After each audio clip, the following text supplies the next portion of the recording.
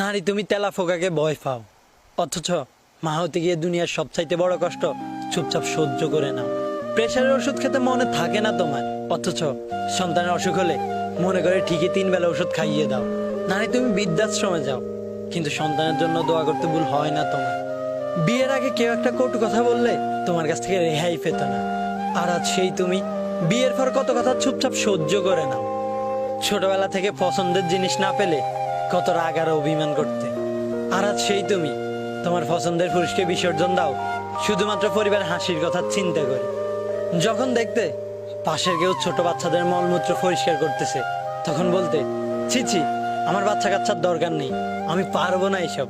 আর আজ সেই তুমি সন্তানের প্রস্রাব করা ভিজে জায়গায় চুপচাপ শুয়ে থাক। নারী তুমি পারো বটে, তোমার ছাওয়ার সাথে পাওয়াগুলো বড্ড বেমানা।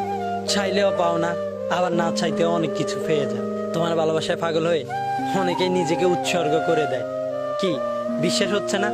এই শহরের অলিতে গলিতে খোঁজ নিয়ে দেখো, কান্না ধরে রাখতে পারবে না।